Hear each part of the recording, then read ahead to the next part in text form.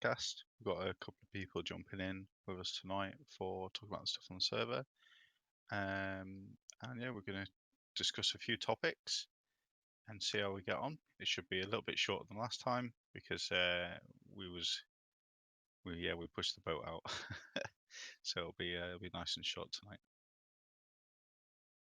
We've got people coming in on the Twitch chat, and we've got people coming in on the Discords as well, and we've got some unique WoW footage for you right now as well as the background. So I'll just quickly cover off what the rough topics are, and then we'll kind of push through discussing those. So we're going to be covering some of the launch event itself, the queues, layering, hotfixes to population cap, some world PvP events that have happened. We're going to be looking at some of the progress that's happened on the server in terms of characters to 60, things like where we are and where we're not are in terms of raiding as a community, and obviously as guilds and stuff as well. Future world events, and basically there's going to be a bit of a reach out at the end there to if anyone's interested in stepping forwards. Obviously we're all busy leveling and playing the game, but in terms of the Zandalar tribe website that was launched on the back of the last podcast, that's all there waiting for everyone's content, for the roleplay content, and for all the news feeds as well. So we're going to be doing a bit of reaching out there.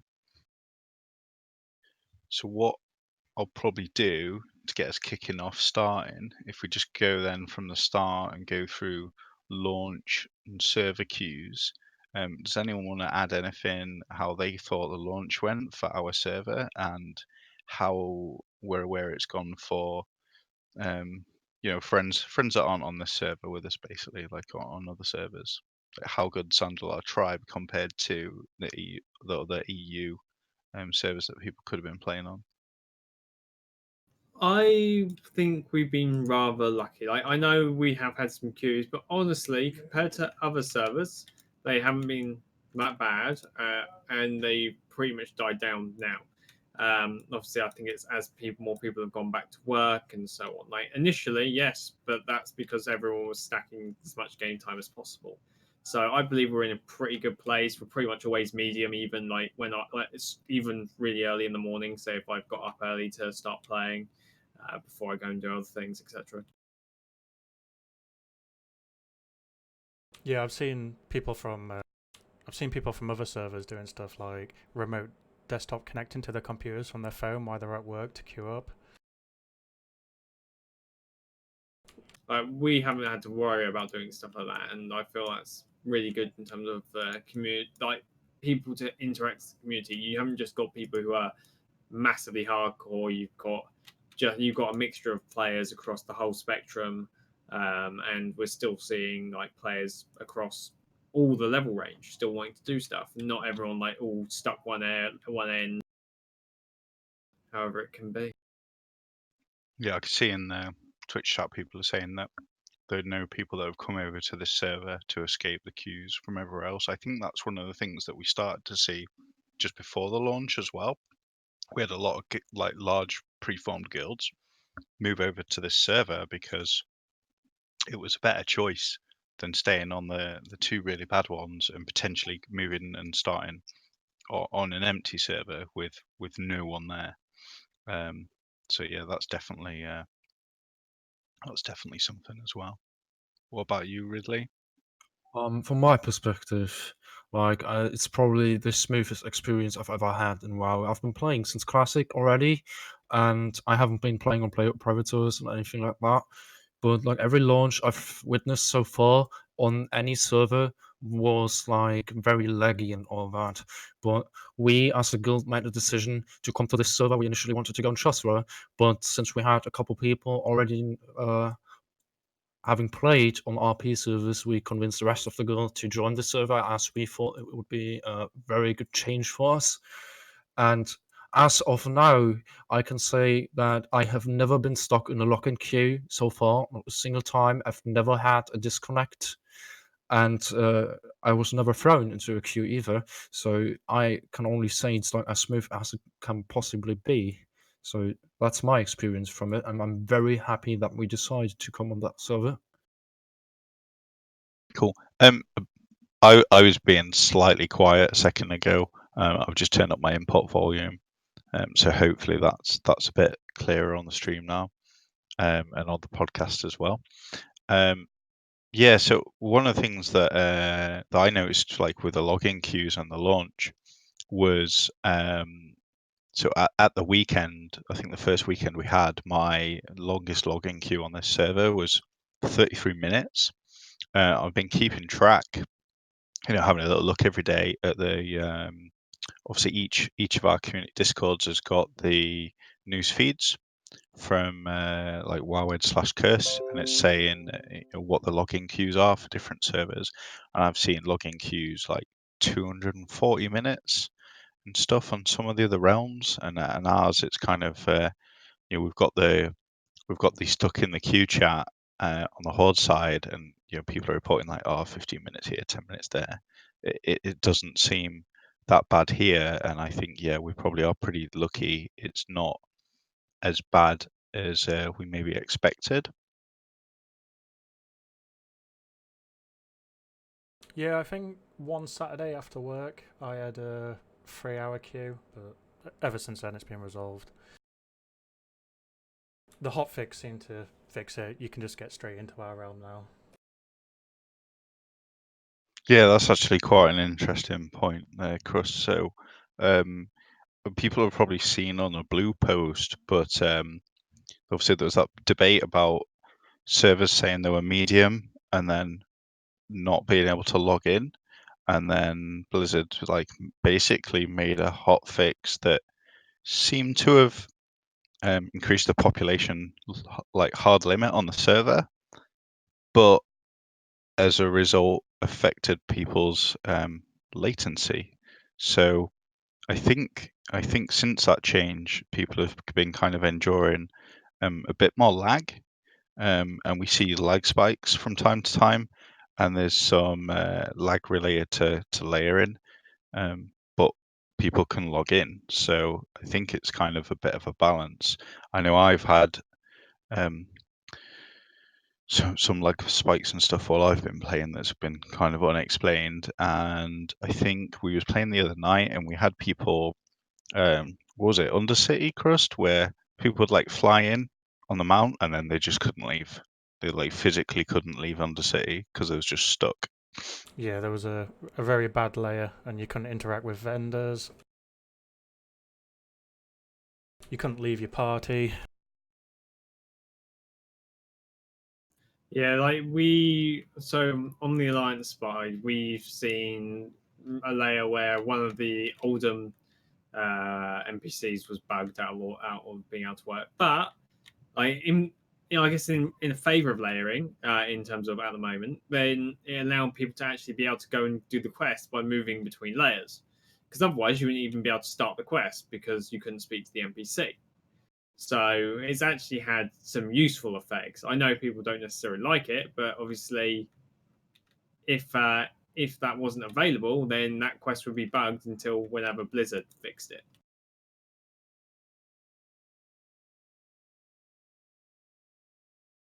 Yeah, so in terms of like quests being done, um, layering has probably had a really large effect on the game overall.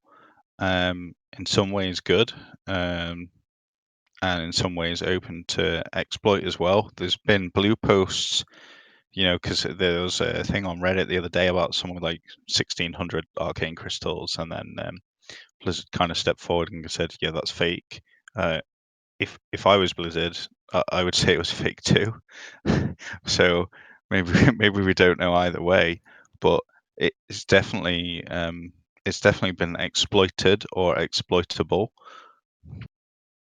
But wouldn't we be able to say that the whole dungeon raiding was I believe that's probably the most exploitable thing that happened, and that isn't anything down to layering. That's just down to an error in basically coding. Like either way, even if there wasn't layers, people would still have used the dungeon thing, which is if not more effective than people just moving between layers.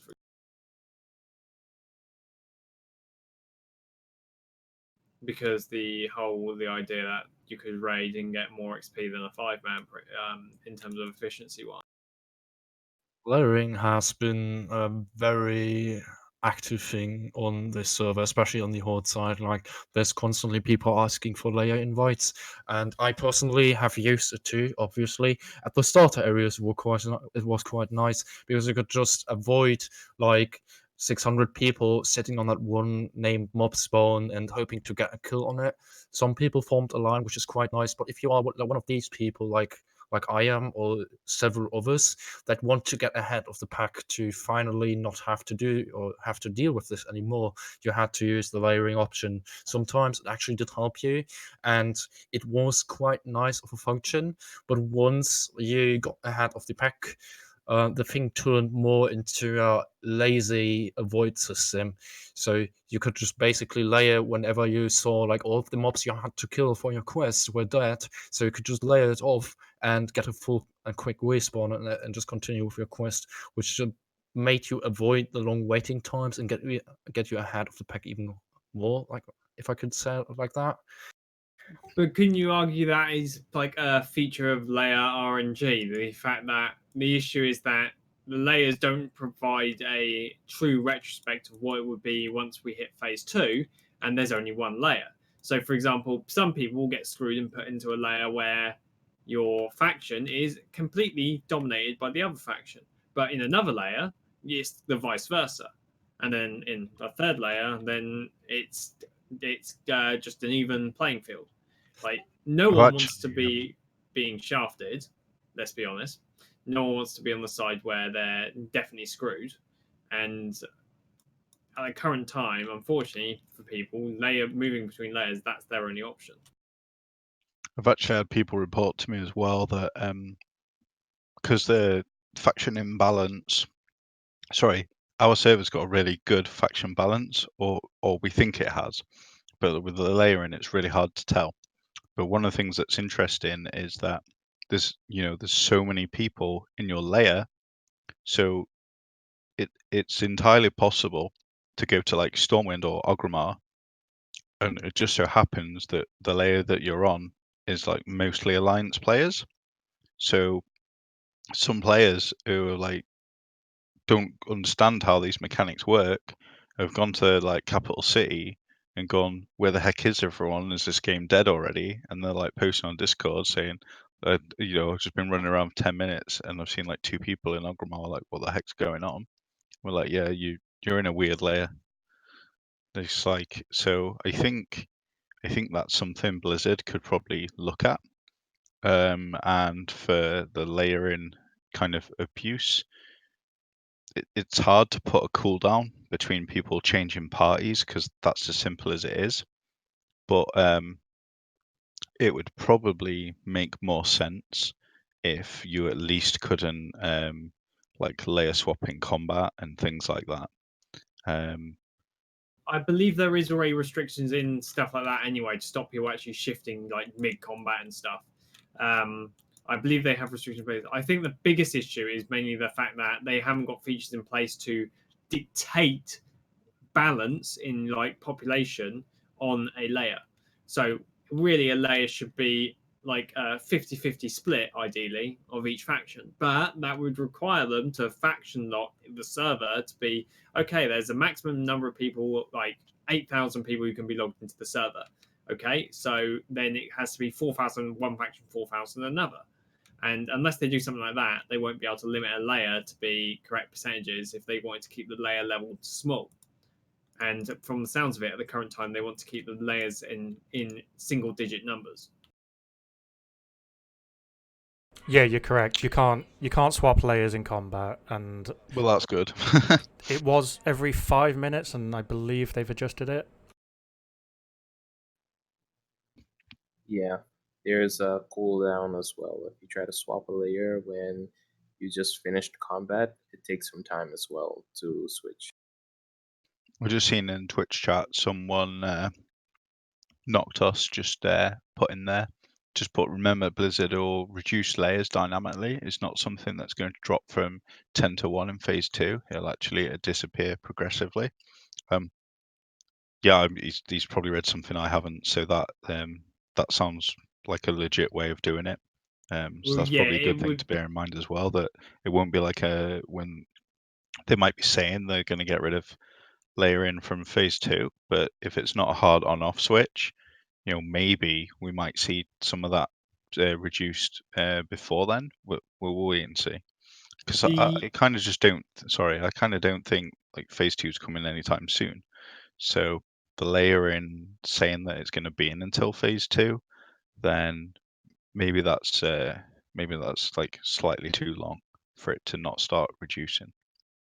Yeah, as they do say, it is dynamic. But obviously, the easiest point to go from is that we know the fixed point where there will only be one layer is phase 2 guaranteed.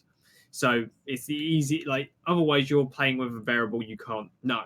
So if we go with the factor that it is the only static variable at the current time, we sort of have to follow that idea that come that point, we will have more of a balanced playing field because everyone will be on the same pitch and everyone can go to reinforce an area if it's being invaded by the other faction, etc., and not have to worry about not being able to say see people or get access to that zone.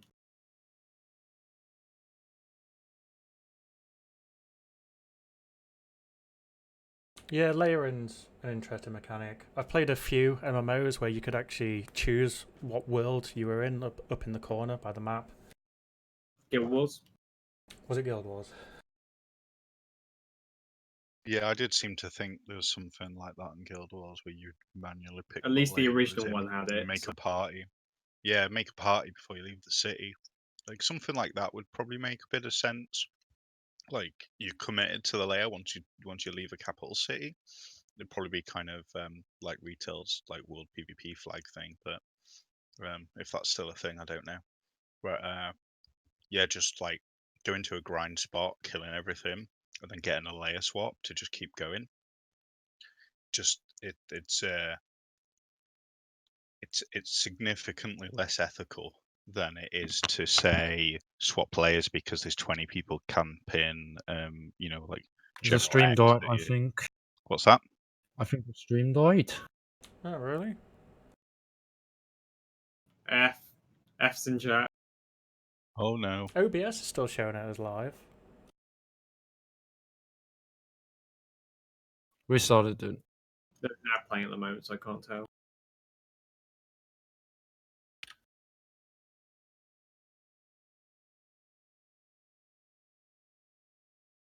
No. That's weird. Is that like a Twitch issue? I don't believe so. Nothing I'm aware of. Someone should probably type in the chat just so they know. It looks like It it's is back up. back online now, Yeah, yeah. weird.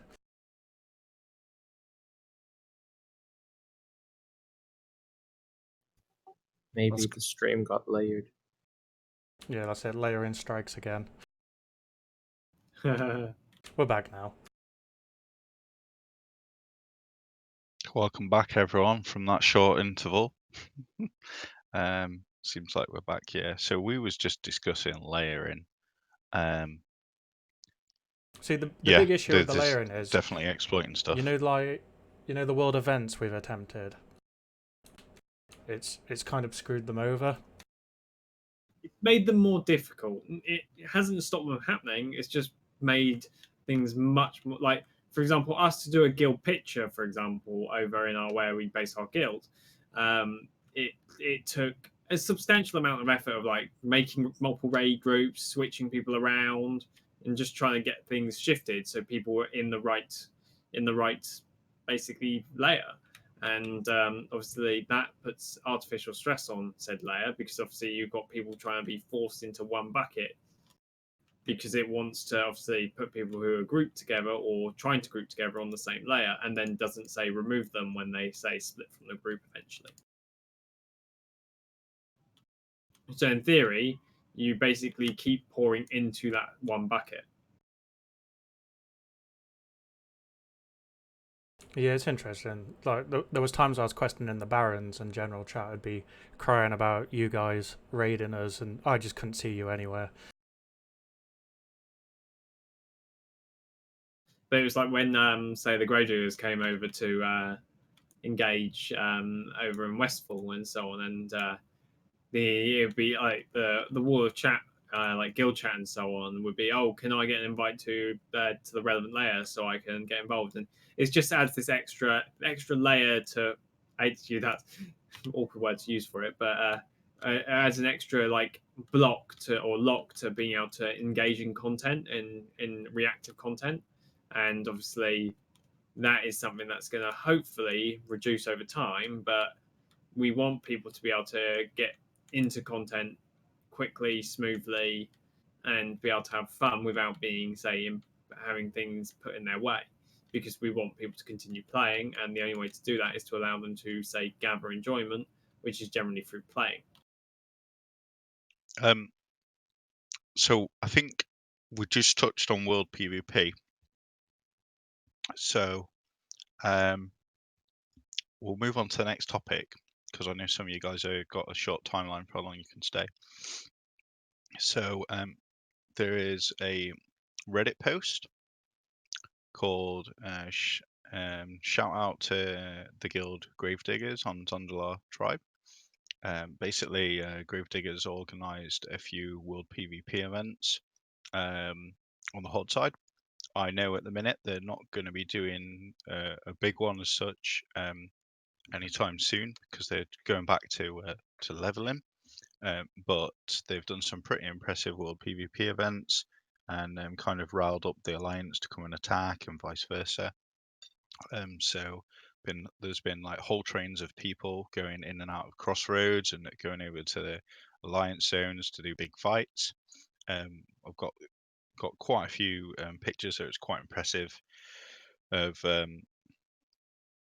just literally like hundreds of players littering the walls and towers and stuff to the entrance to Crossroads to stand there to defend the alliance. And I was unable to attend that because I wasn't able to be online at the time.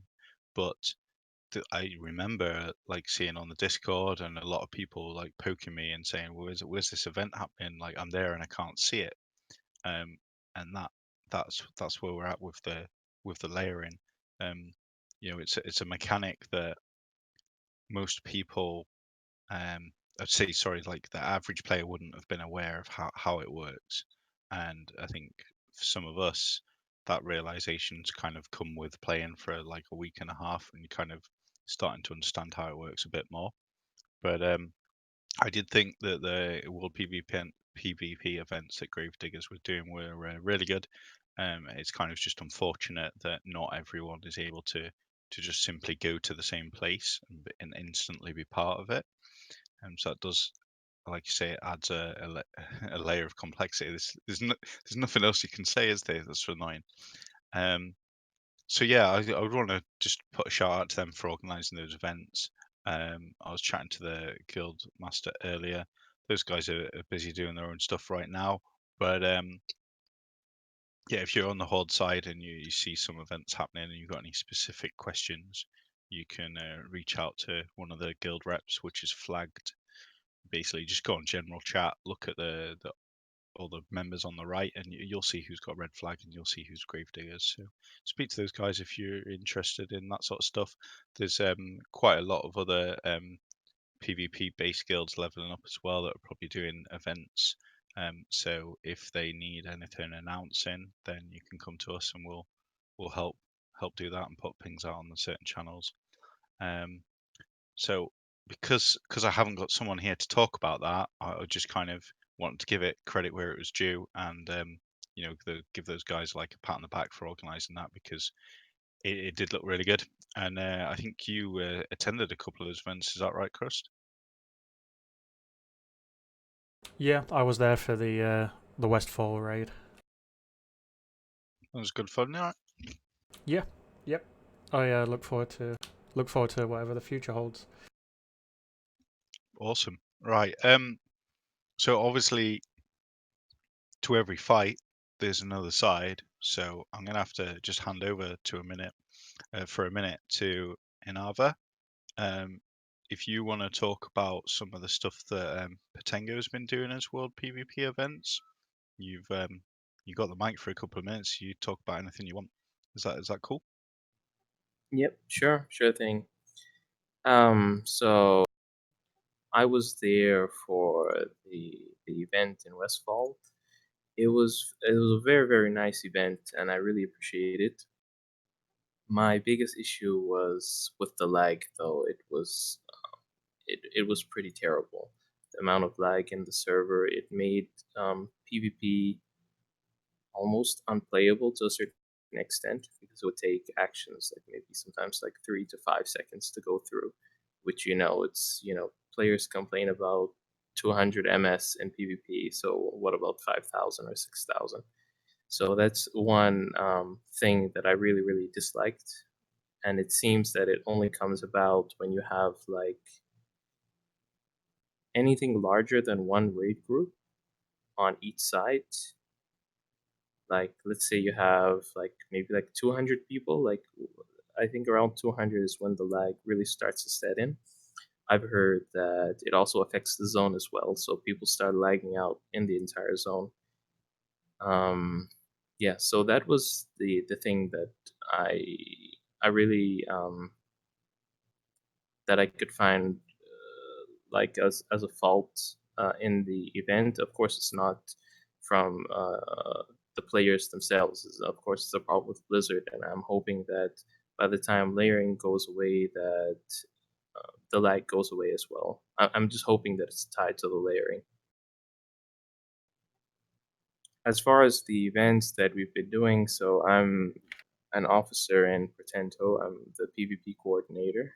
And we've done 2 events so far, World PvP events. The first one, we announced it, and a lot of people attended on both the Alliance side, and then a lot of people showed up on the Horde side. It was a raid on the Crossroads.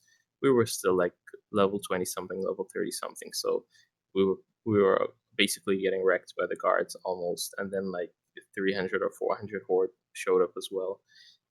But we had a lot of fun, and it was pretty enjoyable. We had a great time. Again, there was a problem with the lag. We would just be lagging like crazy. The second event, we did it on last Friday, so a few days ago. We did a quick raid on Taryn Mill, and we kept it to a small, like, we didn't announce it to the entire server. It was just a guild event, right? And some people tagged along who were also there in South Shore. So we were a raid of 40 people, and we had a lot of fun. Um, Backup showed up for the Horde at Taryn Mill, and we were like back and forth for one whole hour. We were fighting at Taryn Mill. Our main goal at the start was to kill the Flight Master, which we surprisingly did pretty early, and it was tons of fun. There was a challenge, of course. The Terran Mill, the guards. Sometimes we had like 10 guards on us, and we were like a raid of 40 people in addition to the players. And we took a lot of screenshots. There's a guildie. He made a video about with some of the clips from that battle, and it was just pretty amazing. It's good to hear, man. It's good to hear that stuff like that's happening. I think it's important to get the message out to people that those kind of events are happening because of the fact that, as like a Horde player, if I was there, I could have very easily been at Turin Mill on one of the other like 9 layers or whatever we've got, and just be completely oblivious that that's happening. Yeah, So I believe that they were able to sort it out themselves though, because at first it was only like 10 people, but after like 10 minutes there were like like 60 or 70 Horde. So people, I think they've started to adapt a little bit now. They know to ask for invites, how to set up the raid groups and stuff like that, so people get invited to the same layer. So people are slowly adapting, but it is a problem, as you mentioned earlier.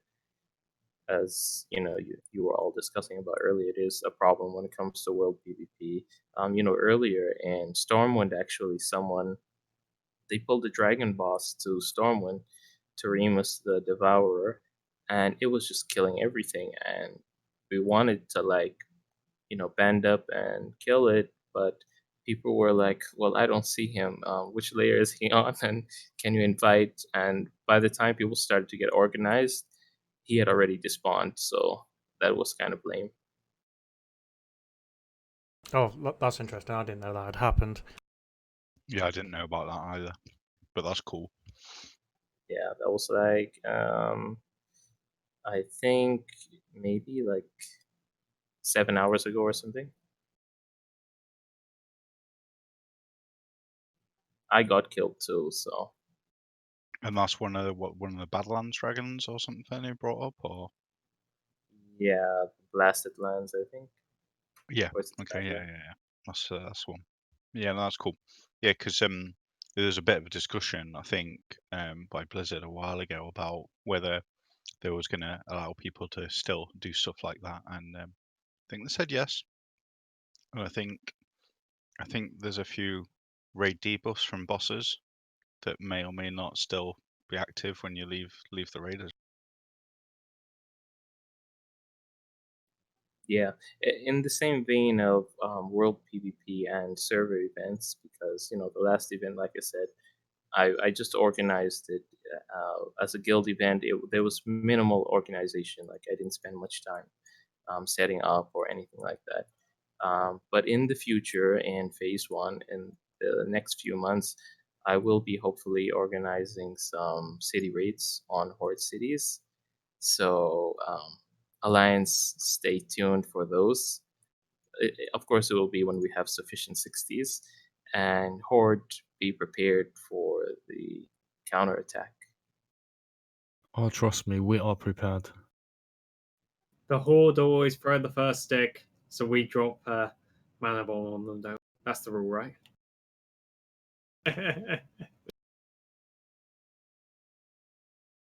Right. So if I move on to the next topic, I'm going to read out what it is because it's gonna kind of lean towards this is what we could have been talking about, but people quite haven't stepped forward. So if you're tuning into this or you're tuning in and one of your friends um, is basically in the shortlist of players to get to 61st, then we would we'd be interested to know about that. So the topic is progress. First, so 60 characters. We was potentially going to interview a couple of people who unfortunately were not available or not known to us. And they're obviously busy in doing some dungeon stuff right now, prepping for raiding and all that sort of stuff. So it'll probably be easier to do that later on when the dust has settled a little bit. So yeah, if you know someone that's Horde/Alliance, server first 60 for the respective class, they definitely they would be interested to have a chat with them on the podcast. And also, what we're doing on the community webpage is we have like a news feed for kind of documenting who those players were and the kind of like the runners up, if you like, of how many people got into like top 10, top 15 for like first 60 to warrior.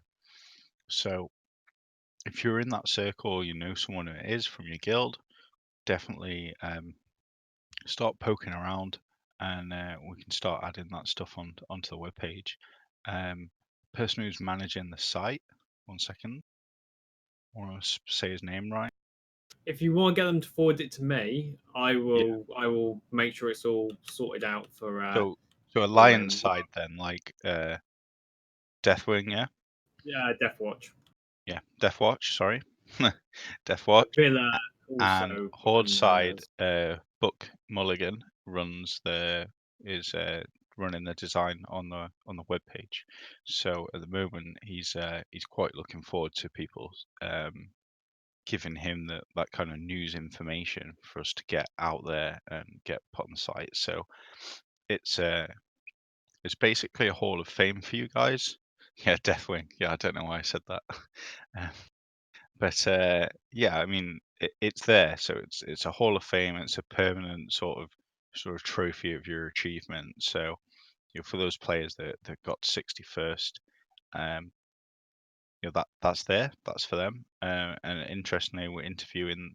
It'd be good to hear what their kind of experience was, and how much commitment it took, and yeah, if they're open to talk about the use of layering or raiding five mans and stuff like that. That'd be kind of interesting to listen to as well. Um, it's the same game mechanics we've all had.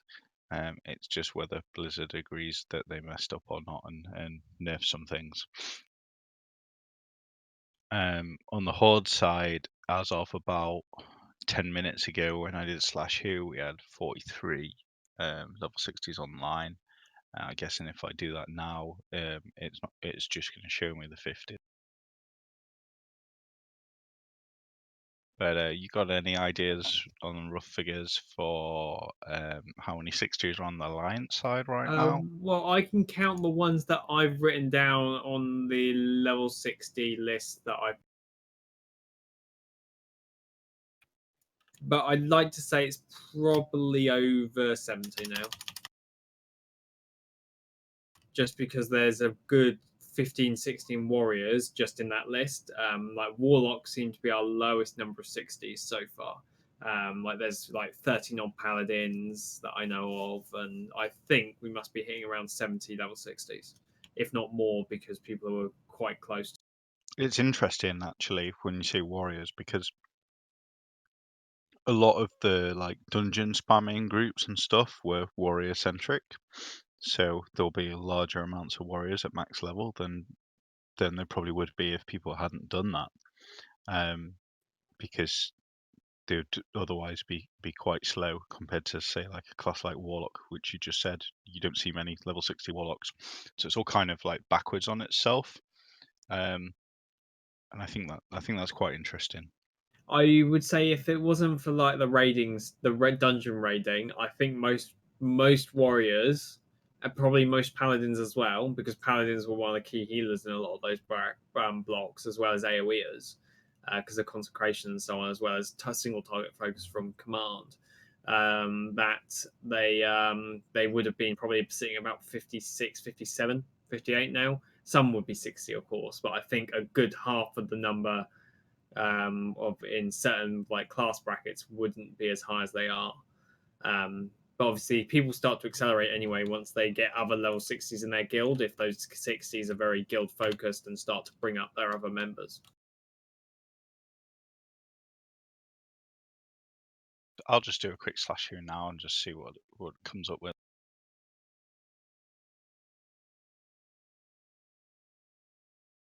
Less people, so some people logged off.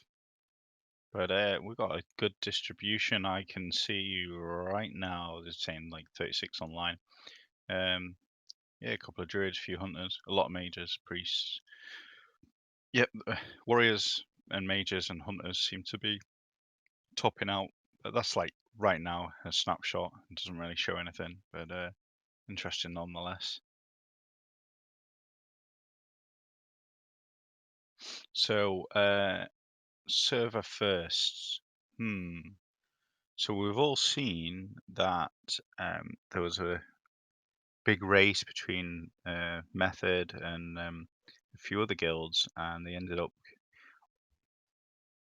none of them won.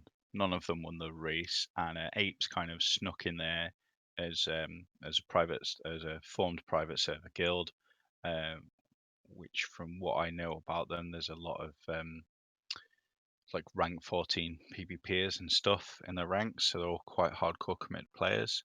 And yeah, they got the world first for Ragnaros and Onyxia, like literally the day before Method and a few other people were even looking at attempting it.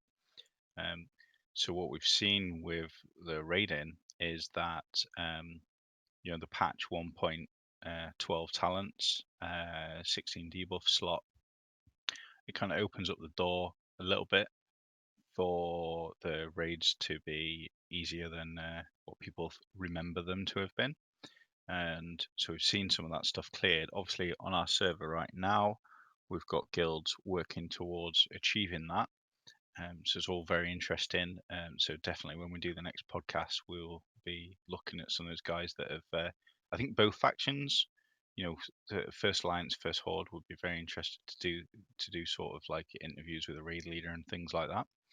But if there's anyone right now that wants to talk about what the kind of guild progress is working towards, or what progress they believe their faction's working towards, it's pretty much open forum to talk about that. So I'll just hand over the mic. I'll take the lead then.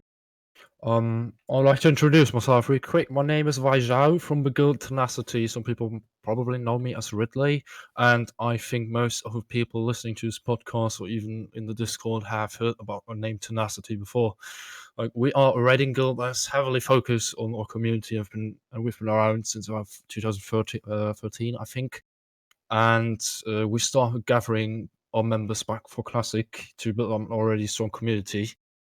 And we have a lot of new faces who came towards us. Some people on this server, I want to approach that topic as well. Like, I'm not going to talk too much, but some people already call us poachers for some reasons, which, as I said, I'm going to come back to that later. We are as prepared as we can for the 2 weeks we've been playing so far, and I'm very happy that Tenacity has been growing as it is right now. We've focused on growing a nice community, like helping each other out, farming dungeons, and you probably noticed if you are playing Horde that we have the vast majority of level 60s in our guild by now.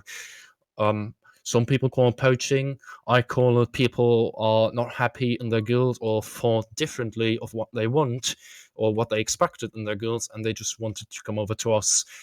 Obviously, in that stance, I want to defend myself a little because, as I said, I've seen what people write about us. It's not like how you think we are. We usually do not approach people from other guilds. Like, we will never do that.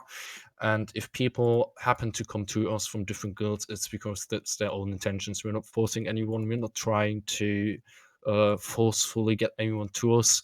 We have a lot of people approaching us over the course of days, and we have recruited, let's say, a third or half of the people that approached us, and we are very happy that we did. Like, we really got a lot of nice people to join the guild, and as of now, we're preparing for Molten Core. We already gathered up the reputation farm so we can unlock bosses like Morgidomo, Executus, and Ragnaros. And we are still looking for people. The thing is, we are a big guild already, but we are not enough people on level 60 because we took it as not as hardcore as people might think when it comes to leveling. We are planning on doing a community raid for the Horde because we obviously want to beat the Alliance in the raid progress. And as of right now, we are looking for people to fill up our rosters. You do not have to join the guild or anything like that. You do not have to bring any experience from that. You just have to bring some good amount of experience when it comes to level. And if someone happens to tag along on that journey, like, all we want to do is beat the Alliance side. Of course, like, the vast majority of the raid group will be from Tenacity, as we cover a lot of those raiding spots. But still, we are going to take a lot of people from outside the guild and do it as a community run, as we did not intend on raiding already. And we are very confident that we can take on this challenge together with the Zandalar tribe server. So, as I said, people might have thought we are poaching people because I've read that in the Discords before and the general chats and all that. But I think if you get to know us, you will get a very different perspective and a different opinion of us. As I said, if people, this is a kind of an advertisement, if people are interested in either watching or joining us on that journey to the Molten Core server first, this is not just a Tenacity run, this is, as I said, a challenge for the Horde players. You are very free to message any one of us, and we'll see what we can do to include you into that journey. So I guess if I continue from an alliance perspective, it's like for myself, really the race begins sort of towards more of Blackwing Lair. The initial like Molten Core and Elixir are mainly going to be down to whoever's got the most people to sink time in, to be able to get like the numbers up. Like I reckon, like on the alliance side, we easily have the numbers, and we probably could do an easy Molten Core thing. It just is the fact that people are spread among multiple guilds, and there are guilds with firm blocks that want to raid with their mates, or will be doing trash runs with their mates rather than doing the main raid. I think the main competition and the interest will be when we hit phase 2 and so on, and the race for like Blackwing Lair, and then later into the other raids will be more when you hit phase 3 for that. But obviously, the preparation you get in phase 2 to go into phase 3, and then how those later phases people hammer down the raid content and how the pursuit is done through there. Like at the end of the day, Molten Core and Elixir aren't really going to be much of problems for the more serious groups. Well, they hope anyway. But Blackwing Lair, where you start to get other mechanics which can always throw people for a bit of a wrench, can be very interesting. So that will be where I believe the main challenge, the main interest is going to come from. Like the race doesn't really begin until those later raids come in. Like, at the moment, it's just basically get prepared, get ready for later content, and hope the RNG gives you Thunder Fury early. I have already seen one binding drop on the US servers for the Yang. Also, an Eye of Sulphurus, by the way. There have been world firsts already for those kind of things. I think it's quite amazing to see those items. But obviously, it's going to take some months until people actually reach those items. Oh, yeah, that's reminded me actually. There, so we have got one server first that we've heard about that was pretty interesting. Server first Staff of Jordan drop. Some very, very lucky player. I think that was Right. Alliance, right? We had a Staff of Jordan drop. I know that someone had one of those. I think there's 2 now on the server because I think there's another one on the market as well. Like, there's been a lot of rare drops, but we'll see if that luck carries over to raiding. Oh yeah. I would like to know, since I'm a Horde player and I haven't really looked into Alliance, like, who are currently the strongest guilds you have encountered on your... Obviously, as a spy from the Horde, I'm very interested in that.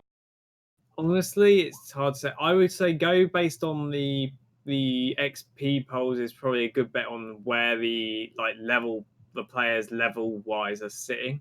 But obviously, you've got to bear in mind the XP thing also is affected by the size of the guild. So the larger guilds generally show a larger presence on the XP thing on it. So I think it's been put around on some of the announcements and so on, as well as on Reddit. There's a scan for the Zandalar tribe, both Horde and Alliance. And I think that gives a good display of where like the guilds where you're looking at them like them where either there's a mass of players or players of significant level, and those are the groups that are probably going to be the prime guilds going forwards.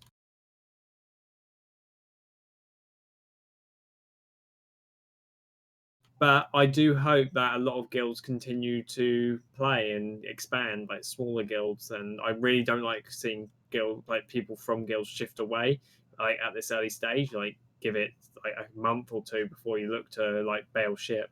That's my personal. There's a lot of guilds obviously that formed. Obviously, I see you which guilds are recruiting in the recruitment channels and stuff on Horde Discord, right? So there's a lot of guilds with that kind of like 10 to 20 player base because they're friends that used to raid together on retail at some point in time. So unless they're like previously raided in vanilla, then they don't have 40 players. So I know we've kind of made some friends with other guilds that we would probably consider doing some joint raiding with, to get things going. And I think on a community orientated server, that's doable. I think on a purist sort of PvP realm, where it's like you you with us or you're the enemy. It's probably a bit different. I think the general sort of attitude here is pretty good, and it'd be interesting to see how some of the large guilds get on. And as I say that large guilds because I mean there's quite a few guilds on both sides with like huge member bases, but that's a population that's not centered around having one solid raiding team. It's like a large population group that potentially could have 3 or 4 raiding groups, but you don't know if they've got the organisation there to go and do that because they're like world PvP and stuff or whatever they're gunning for. So yeah, I just think that'll be interesting to see what the dynamics of that are. Like the small guilds banding together, and then like the super guilds having to figure out how they're going to do multiple raiding teams. It's just different challenges. Would you consider, like, I don't know how fond you're of a name like Tenacity, would you consider us a super guild? Solely because if you look for like high level people, you mostly see Tenacity, as some people have mentioned. No, literally, what I was going off on my description then was just basically when I look at the guild recruitment adverts, you'll see people link their discords for their own guilds, and one will be like, hey, 15 players, hey, 30 players, and then there's another one that's hey, 500, and you're like, what? But they're just very different. There's how do you put it? So it's a community server, but obviously people have brought their own communities here, and some of those communities are quite large. So it's will they go into raiding is an interesting thing to wait and see. I'm trying not to name anyone because I'm not getting at a specific point other than it's interesting to see how raiding will develop if some of those larger guilds will decide to go into raiding or not.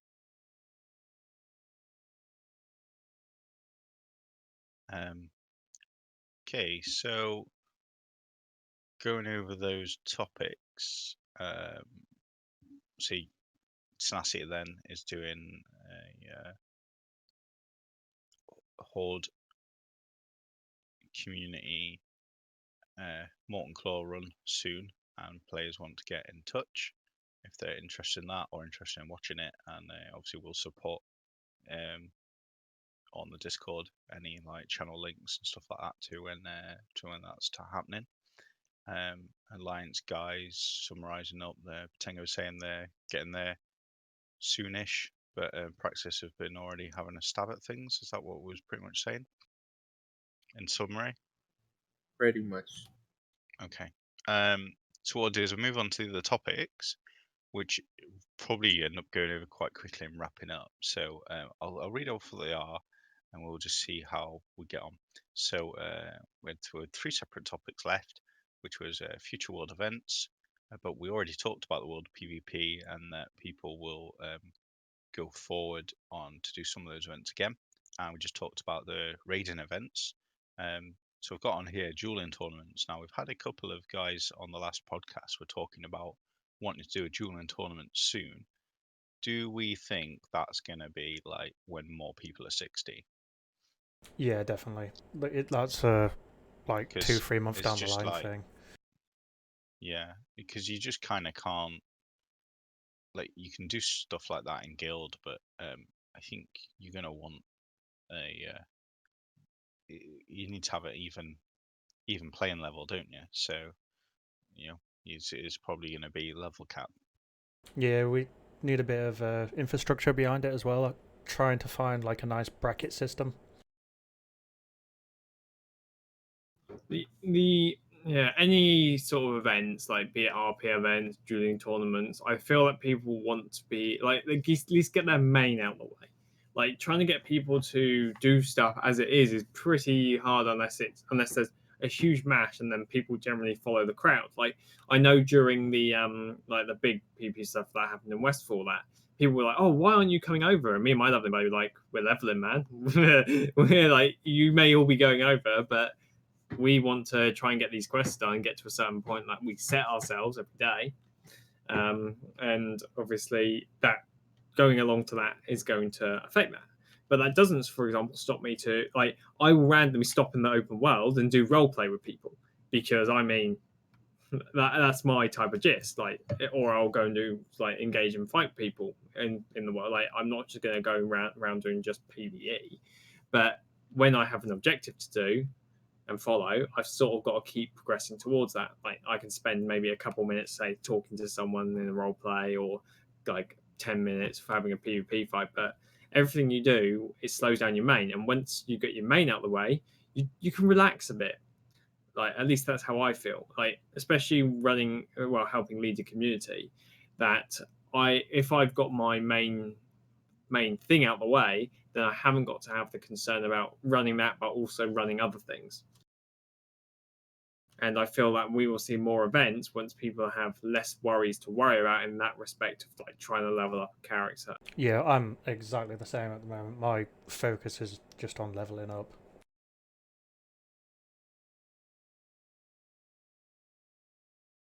Well, it is now, right? But you've done some of the event stuff and things already, so. But yeah, you get to a point when the grind starts to hit, and you just want to focus on that and push through.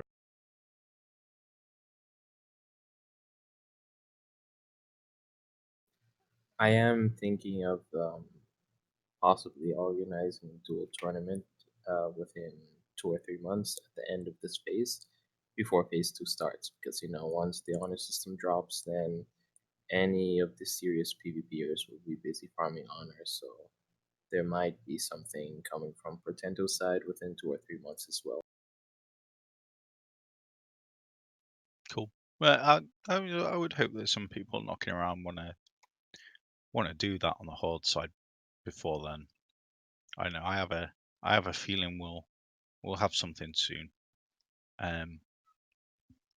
Let's not call it this month, but I have a feeling that that there's people eager to do that on the Horde. So yeah, we'll wait and see on there. Okay, so Oh, yeah. Oh yeah, carry on, mate. I just want to say, I will give a short notice about when we are starting that community raid. You can expect a date and time by tomorrow evening, most likely, or tomorrow afternoon. And as I mentioned before, I vastly encourage people to join us on that. I mean, if you like tenacity or not, this is going for the Horde and no one else. This is a community run. We are setting it up, and we try our best to do anything we can to actually come as far, what's it called? As far as we can regarding boss kills. Obviously, anything that is loot related, including the bindings of the Windseeker, the Eye of Sephiroth, if they happen to drop, are free for all, and they are going to be rolled naturally. It's cool, man. I would be interested if I was 60. But unfortunately, I've I've got a lot of real life stuff, so I'm chilling out halfway in that journey, and I'll see you when I get there. So I'm gonna push over to the last two topics, because I know some of you guys wanna go soon. So the kind of the final topic really actually is, and this is a push out for Book and the rest of like the web dev team.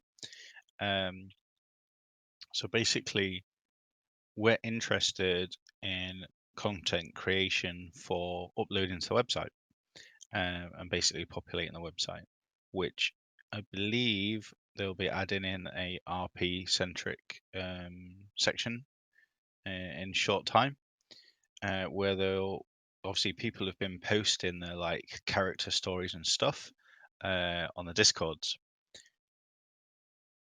Discord's great. but there's certain amounts of things you can do better on a web page, where people can like browse through and look at all the like backstories for the characters on the Horde side or the Alliance side, and not be, just looking at a channel and scrolling down for 4 years and seeing what everyone said, just kind of looking at it at the top level and going to what interests them. So I'm not sure how that's gonna look, but basically, if you're interested in that and developing like your character in terms of role play and that being published to the website, then that section is kind of coming soon.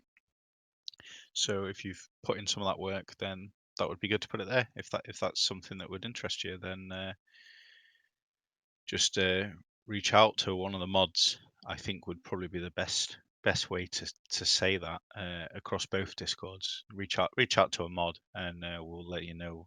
We'll let you know when it's all there and who you need to contact to get that done. But at the same time, not just the RP. We've said before, guilds with server first 60s for their class, or guys that like they think are probably in the top 10. Get that information to us, and we'll get it on the webpage, and then that guy can be there, recording history for Zandalar tribe basically. And when these server first boss kills go down, we're gonna like know about that, so that'll get done. I'm pretty confident that we'll be able to grab that. The server first 60s just kind of slipped by because everyone's so busy leveling, they wasn't quite seeing who dinged 61st. So we definitely need those players to come forwards. Now, can anyone think of anything else that we want content creators to come forward for that I've maybe not mentioned? I don't have anything I can think of. Same here. I don't know though. Yeah, it was funny because before the game went live, all the dev channels that we've got were all just buzzing, weren't they? There was 100 messages a day, and now there's like one a week. Yeah, like one a week or something. Yeah, like everyone's sat at that keyboard grinding away, and it's all good. It's all good. We got like basically, as far as we know, the service basically forever. And if you ding 61st, you ding 61st. So we're gonna find out, and I think we're looking at possibly reaching out to Blizzard for a bit of help as well, to just make sure that we get it right, because some people are good at Photoshop, so we want to try and verify things. That would be an interesting one. Quickest / played to 60.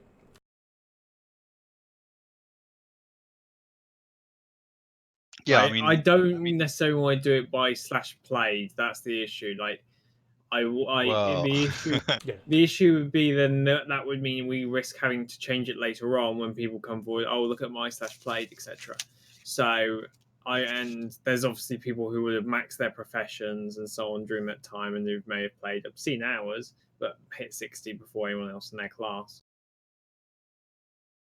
yeah, I mean, well, if we're recording like the first 15, you're gonna Of each you'd be able class, to, yeah. yeah, then you'd be able to kind of have that sort of /played comparison for black and Yeah. white. But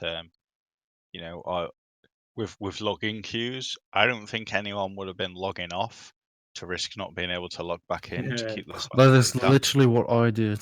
Hence the almost 9 days play time. Yeah, I must be gone 8 days now myself, and like that's because I've been either like I go for lunch, leave myself logged in.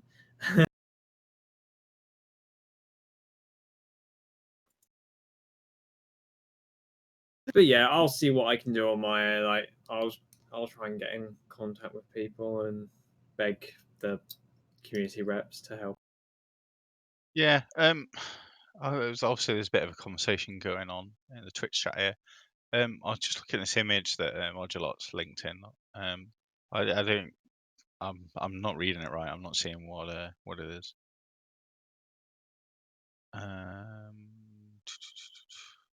WoW census for what population levels is that?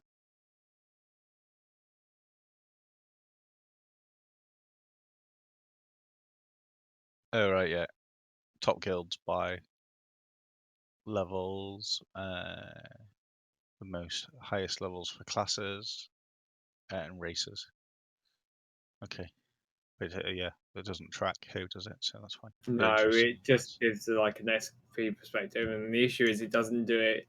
Like it doesn't give you an average. That's the biggest issue. Like, for example, the XP is based on, I think it's total XP based on the whole guild, or rather the members come online of that guild during that period of scanning. So obviously, if the guild either has loads and loads of members, it can appear high, or if it has lots and lots of high members, it can appear high. There are a huge number of factors that obviously affect that.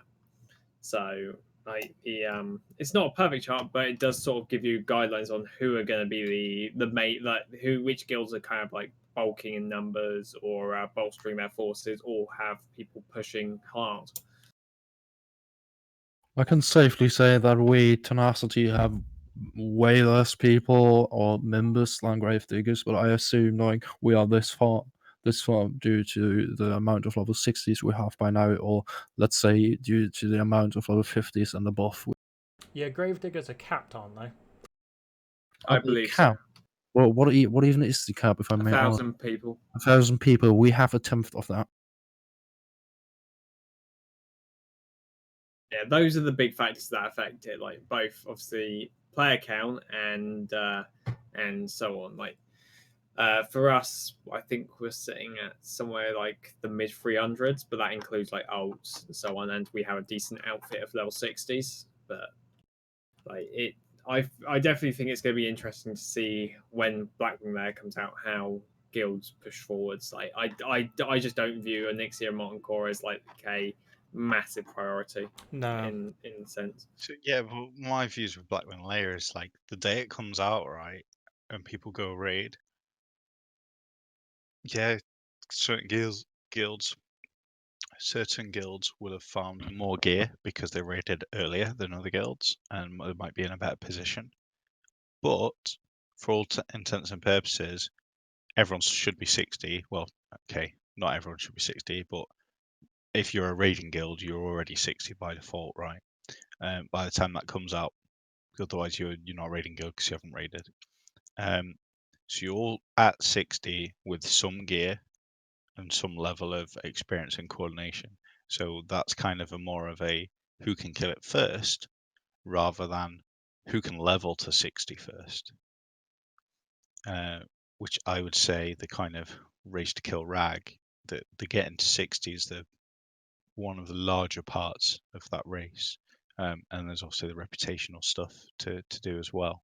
But getting 60 or close enough if you're wanting to fill your raid group with 55 plus, then good luck to you. But it can be done. How is that rep grind for Molten Core? Have any of you started it? Have any of you started the rep grind for Molten Core yet? Yeah, we are currently working on it as of right now. Actually. Does layering help a lot with that? No, you don't need to layer. Like, we are currently a group of 5 people. I made a post this morning at around 5 a.m. in our Discord, in the guild Discord, that I need a couple of people to join me on the rec grind. And we are currently farming it. I think I farmed it for about 3 hours today, and I'm almost done. Let's be honest, I'm almost done with reaching Honor with Direction Waterlords. It's going quite fast, I'm not gonna lie. Like, no layering involved.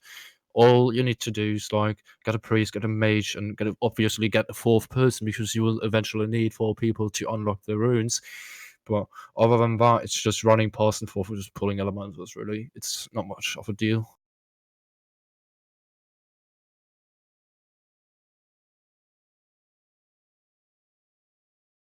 At least that is what we are doing right now. Yeah, I watched a good guide on it, and it recommended doing like your last few levels, doing that rep grind.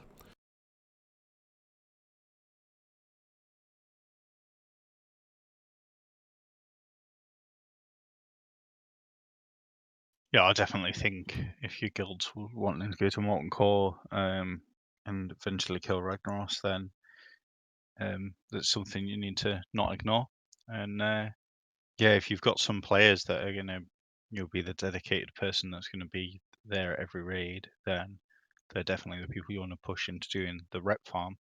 And yeah, you gotta do the rep farm, complete some quests and things. So you might as well make a start on it before you hit 60. So we're gonna go to open mic now, but it's probably gonna be quite short. I've actually got a screaming child upstairs that wife's dealing with. So basically, we'll go to open mic. We'll see how things are going on, and then we'll probably wrap it up for tonight. I think we've done pretty well compared to the timings on the last podcast. So, is there anything anyone wants to bring up on open mic?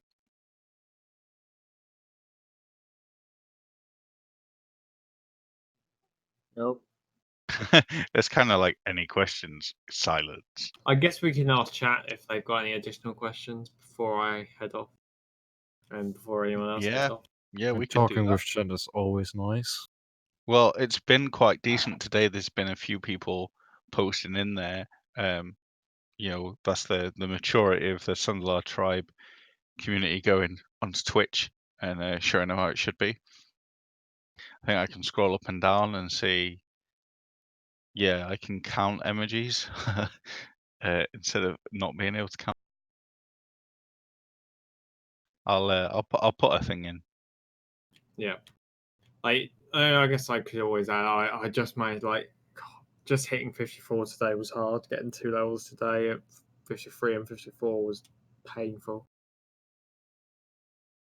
It gets better once you reach the Eastern Playgrounds. You're getting a lot of call quests that are just free experience. It feels really. Yeah, I feel once because normally I'm leveling my leveling buddy, and I'm sort of trying to not do quests that I know that we're going to run through together. So it's like I did a bit of a Jara, which is obviously just a waste of time, really.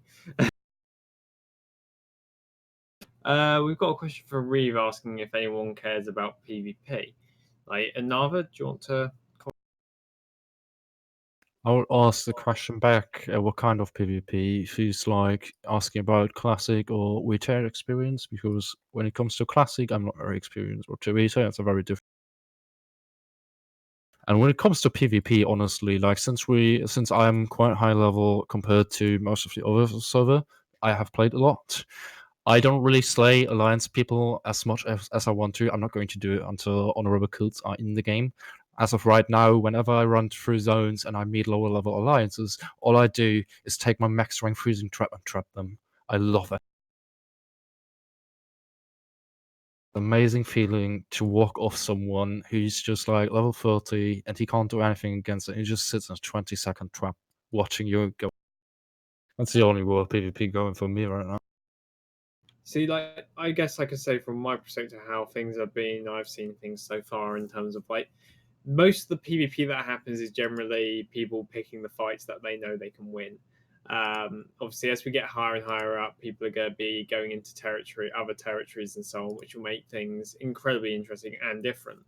Like what I can imagine that. So, for example, in Tenaris, me and my lovely buddy, was it Friday? I think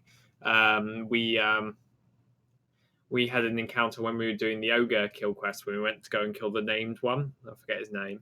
Obviously, it was two mages, two Forsaken mages. One was 49 and the other was 52, and I was 51, and my leveling buddy was 50, I believe.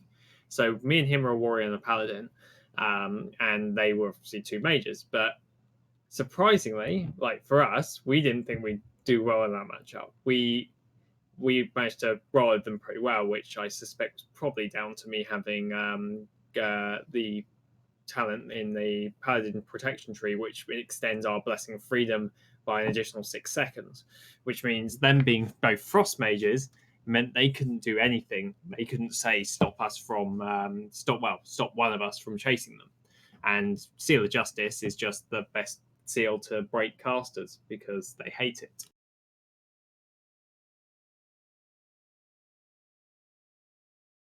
But the world PvP is what we have at the moment. Like, I think we'll see more activity in the PvP side once you get, as the others have said, Honor and then Battlegrounds. Like, I think the Honor race will definitely drive some people, because I know some people might hold off getting their epic mounts until till that phase 2's come in and they can get the Honor rank to drop that cost further. Because those who want to say mitigate as much gold cost as possible and to have as much gold as possible may consider that. Because at the end of the day, earlier, like, unless you're doing lots and lots of traveling, epic mounts are generally there to show off. Well, I mean, for the Alliance, you need the epic mount so that you can run away, right? No, that's the pocket watch. Wow. Sorry, stopwatch. So we right, obviously, our guild, we're all leveling together as much as we can, right, and kind of enjoying the journey. So we've had some fun with PvP the last couple of days. We've also had some fun in like 3-4 man groups doing questing, where we do like red elite quests that are where I'm like fighting a mob and I can't freaking hit him with anything because he's like 7 or 8 levels higher, but we're doing it anyway. So we had some fun with that. I think probably the last couple of days, even with layering and everything taken into account, doing things like the Whirlwind Axe quest line and like I say, going and doing elite quests and things, probably in the limited time that I was online, probably killed about 50 alliance or so. But then at the same time, like you would come across guys and they're not bothering us. We'll go leave them be because we're trying to get this done and we don't want to like screw ourselves over. So there's a little bit of, oh, he's all the way over there. I'm not just going to go chase him because I'm doing this. But then if you're competing over, I don't know, say it's like Stranglethorn Vale, right? And you're like competing over certain quest objectives, then they're going to be shown where to go, and where to go is the graveyard. Yeah, it's definitely very interesting what you'll see. I have, like, for example, a lot of the time you'll see like maybe in the distance be like Horn Knights fighting each other, but like you only see people really react to it when it happens right next to them. So for example, earlier there was a bit of an encounter going on in Blasted Lands, I think. Yeah, Blasted Lands. And so there's obviously trying to farm those boards out so you can complete those quests that get you like roids, etc. And obviously Shadow Priest and the Warlock start on some people, then and then it spreads to other people. So me and my leveling buddy get involved when they engage someone next to us, because obviously we don't really have much choice at that point. You can't really pretend you haven't seen it when it's happening right in front of you. Obviously, what happens when you fight a warlock and a shadow priest means you get melted, because when you're split fighting, they just fear someone, and when you're relying on RNG for their fears to fail, it doesn't go so well. But it's definitely very interesting to see the encounters that occur, and how people react in general. It's like, for example, they're trying to ride away, someone shoots them, but they're next to another horde. So that whole horde members group turns around and joins a 2 versus 2 with a 3-man group, and you die very easily. I think I saw something really funny the other day. I about fell off my chair, pissing myself laughing. I'm sure Chris was with me when it happened. We was out questing, and yeah, we saw some paladin fail Bubble Hearth. He's there, was all beating on him. He's bubbles up, starts hearthing, and he just started hearthing too late. Yeah, So or he didn't died. have the Yeah. didn't have a macro setup, or didn't have the bubble that would last long enough to do it. Because you need it's 10 seconds, isn't it? Hearth. So you need either the 10-second bubble with a macro, or you need 12-second with a click or a button push. Oh, so it's like it's a skill rank thing, right? Yeah, so the initial bubble from Paladin does not have enough time to bubble. Now they may get away with Yeah. it because a lot of people go, "Oh, Yeah. they're hurting," and just sort like walk in the other direction at that point because they're not going to be able to do anything. Well, there you go. Like, it was probably that, but for me, it was hilarious because I used to play Paladin way back in the day. So, but obviously coming back to Classic, it's kind of like, oh, he thinks he's getting out, and then he dies. And obviously, for those of us that have played other expansions after Vanilla, the skill ranking system kind of went away. Well, the end of Burning Crusade, I think. Yeah, just an FYI, guys, while we're still talking about PvP, there was a raid on Stormwind Gates as you guys were talking for like the past 10 minutes or so, and we just routed it. So For the that's Alliance. the future events, right? Yeah, Future events, they're always that was happening. fun. Also, if I see anyone on the Alliance fishing without a permit, you're a kill on sight. You have to. But we can't trade. How do you check permit? Well, yeah, you don't have a permit, so definitely no alliance fishing in Stranglethorn Vale, or anywhere else thereafter. Those pools belong to us.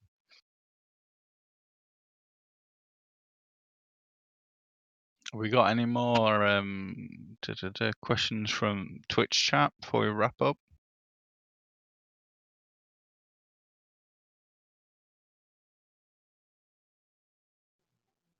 Haha.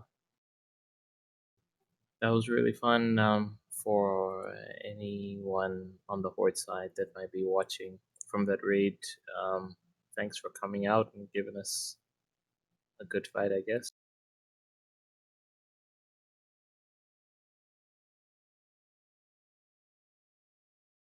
Yeah, Glass Swords, man. If you join the two Discord groups, you'll see plenty of guilds advertised. In fact, what we'll do is, the Death. Do you want to link? Do you want to just type in the link to the Discord on the chat for Alliance, maybe? I can drop him a link to it, direct link. It's not a problem. Yeah, just in case. Actually, even better, we can just link to the web. Yeah, I'll get them added below the stream for the next time. In fact, actually, yeah, that's probably one thing that I'll just bring up then to end. So, yeah, there we go. So I've noticed when I've been going around and I've like seen people without a guild and stuff, and we're like, "Hey, how's it going?" We do some quests together, and he goes, "Do you know about Horde Discord? Do you know this? Do you know that?" And they're like, "No, I ain't got a clue. I just literally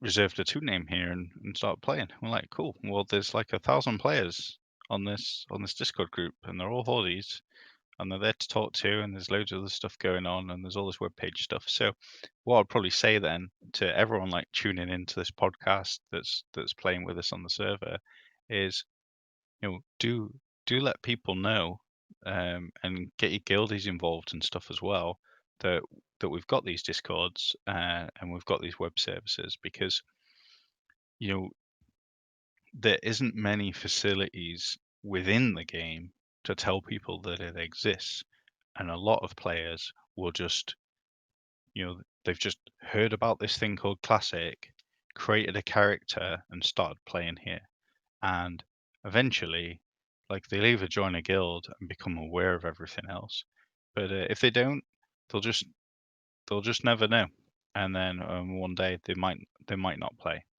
anymore because they're just like, oh, I couldn't find a dungeon group, or I couldn't find a good guild.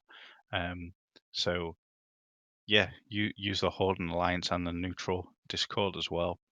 Tell people about them, and it'll be a good way to find a guild because they're all advertising there, and you can see what they're all about. So that's definitely a good thing to do. and to show your friends and get them on as well, because for a lot of people, they want to play the game while it feels alive. And I think being aware of these communities of people on the Discords and stuff as well kind of assures people that there is a population there to play with. And things like the layering is something that fights against that. So people might, think there's not a lot of people playing the game, but actually it's like times 10. They're just on different layers. So I'd say definitely that the Discord groups are good for that, and the web page as well. Once we start populating it, does anyone kind of think that's fair? Yeah.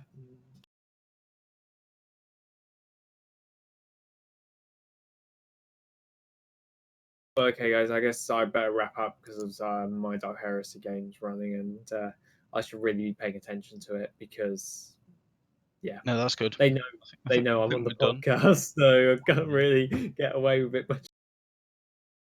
No, that's done. So what we'll do is we'll kind of officially end the podcast now in terms of recording and stuff. And I think me and Chris will just kind of run down the stream, unless we've got some other plans. We might stream some stuff later. I don't. Oh, Well, thanks, chaps. if you poke me tomorrow, I'll let me know who's streaming the Molten Core run, and I'll host you.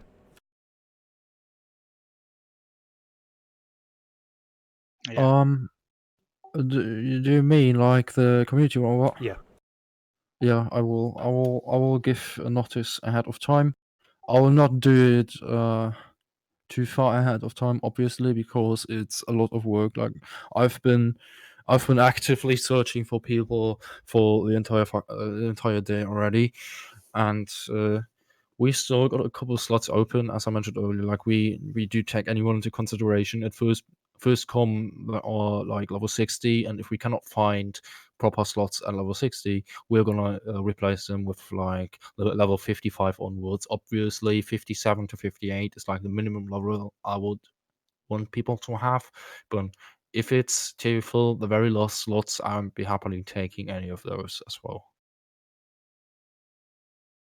But yeah, like as soon as I have sorted out the stuff and we are like very good to go already, I will give you notice about the time and Okay. Well, no pressure, but you're carrying the entire weight of the horde on your back. We need this realm first. like honestly, I know some of my guild members are watching and they have helped a lot. Like they actually have helped a lot. Aside from the officer team, like a lot of our people who newly joined the guild, even they have put in a lot of effort to try and help me with this kind of thing, with this event I'm planning. And without those, it would have been possible. And I actually am very surprised by the effort people have put in, even from people that are not in tenacity. And I really appreciate that. And I'm looking forward to the community right we're doing.